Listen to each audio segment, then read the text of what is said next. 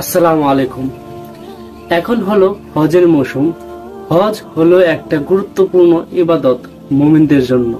আর সেই ইবাদতে যদি আল্লাহর ভয় না থাকে, চলুন দেখে আসি।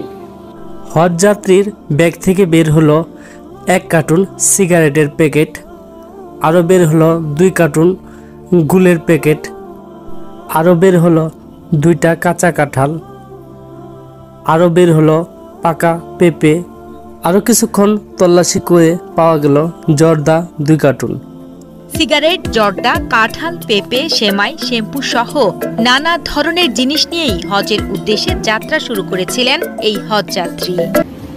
এই ভিডিওটি দেখে কখনোই এই মন্তব্য করবেন না যে দাড়ি টুপি বা জুব্বাতে কোনো দোষারোপ করবেন না, কারণ দাড়ি টুপি হলো ইসলামী লেবাস।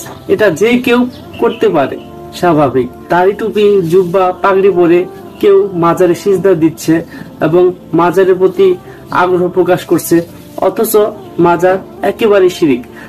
এরকম দাড়ি টুপি জুব্বা থাকলেই যে সে আলেম বা সে একজন ভালো মানুষ, এটা কখনোই ভাবার নয়।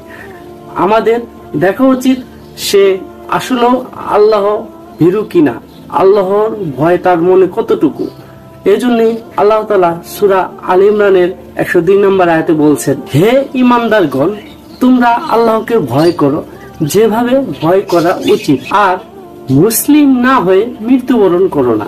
এই আয়াত দ্বারা বোঝা যায় যে আমাদের ওইভাবে ভয় করা উচিত যেভাবে ভয় করলে আমাদের দ্বারা তিল পরিমাণ অপরাধও সম্ভব না, কারণ আমি আল্লাহকে ভয় করি। আর আল্লাহকে যারা ভয় করে তাদের দ্বারা বিন্দু পরিমাণ অপরাধও সম্ভব না। আর যারা অপরাধ করছে, জেনে হোক না জেনে হোক, যারা আল্লাহর সাথে নাফরমানি করছে, জেনে করুক বা না জেনে করুক, আল্লাহ তাআলাই ভালো জানে। আমরা তাদের জন্য দোয়া করি, আল্লাহ তাআলা তাদেরকে যেন হেদায়েত দান করে, তাদেরকে আল্লাহ তাআলা সঠিক বুঝ দান করেন, আমিন। আর আমরা যারা সত্য প্রচারের কাজে নিয়োজিত, আল্লাহ তাআলা আমাদেরকে কবুল করুন।